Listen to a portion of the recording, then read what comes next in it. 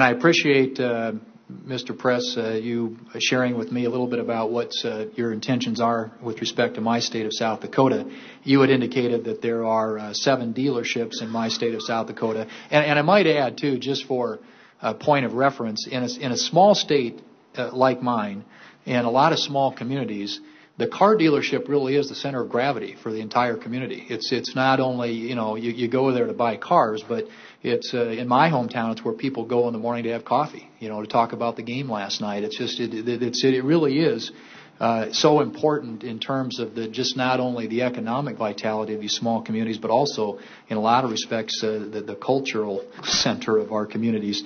But you had mentioned that there were 7 dealerships that you thought you would close in South Dakota, but that you intended to reestablish these so-called Genesis Chrysler dealerships in 5 of those South Dakota communities or towns. And I guess my question is, if there are communities or towns, and I guess my question is, if there are 5 dealers that are being closed, will the 5 dealers that are being closed in some of these communities have an opportunity to obtain those dealerships, which sort of gets at the point that Mr. Lopez made about if you're going to create or establish a dealership in his community, he would like to have the opportunity to get that. And I'm not sure that question got answered.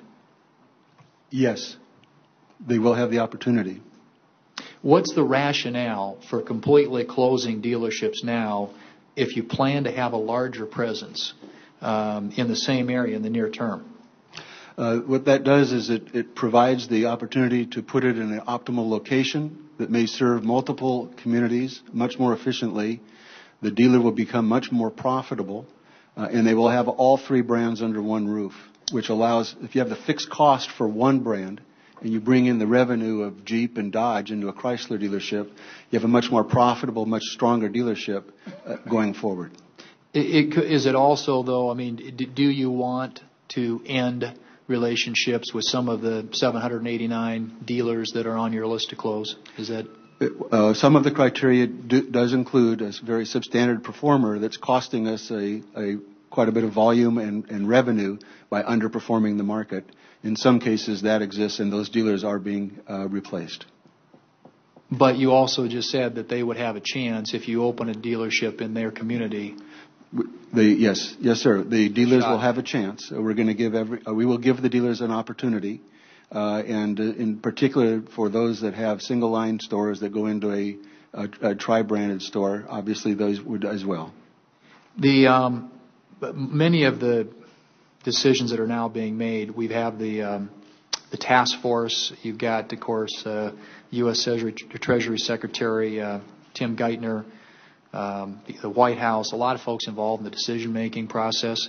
I guess I'm curious in knowing what role, if any, did any of those entities, and by that I mean the Treasury Department, Secretary Geithner, the White House, the Auto Task Force, have in the decisions leading up to the announcement of GM and Chrysler dealership changes.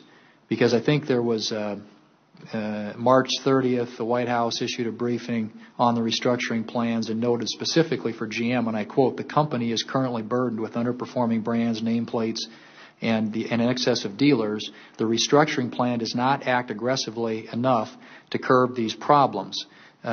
Were they applying pressure to do something with the dealerships, either of your companies? Senator, I think I responded to Senator Johans earlier. Certainly in the March 30th report, amongst other things, not solely in this area, the conclusion was we had not acted more aggressively enough nor fast enough.